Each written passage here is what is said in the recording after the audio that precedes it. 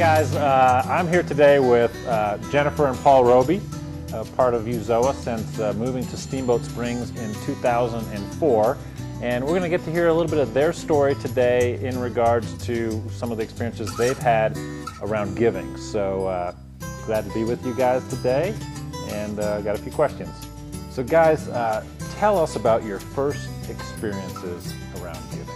I didn't have any biblical understanding of giving, or it was just kind of once in a while throwing something in the offering plate, and that was the extent of my understanding of it growing up. I think what had a greater effect on me was watching my father tithe his business.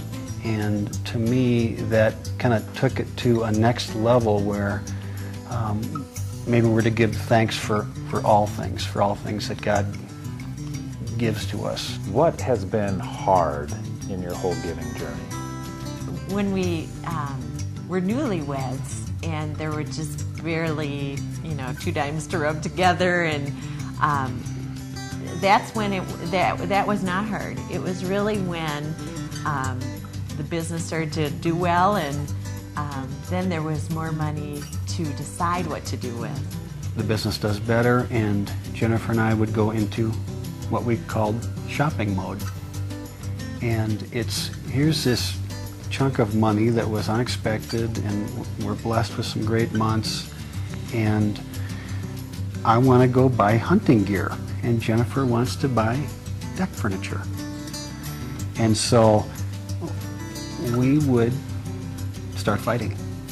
And I think we learned that with prosperity comes greed, it seems anyway. When more is given to you, it doesn't mean more to spend. It really translated for us more to give to God. And that was the only answer to that. That brought us peace, that brought us unity as a couple, and it was just a whole lot more fun. And the only thing that would bring the joy and the peace was when we gave it away. And recognizing really that God's just flowing it through us anyways. It's not his, or it's not ours, it's his. And he's just flowing it through us. What are some of the spiritual blessings you guys have received? Every time we gave, then it kind of rescued us from that mode of shopping mode. I'm thankful that God hasn't let me take hold of it. And he's loved me and brought me back into a relationship with him. I guess we just find joy in seeing God's money go to some real purpose. What do you think people miss out on when they overlook giving? Are we a bucket or a pipe?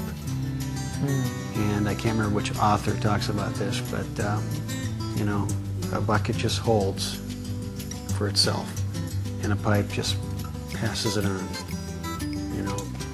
And being a pipeline for us just feels like that's what obedience looks like. It's just being a pipeline.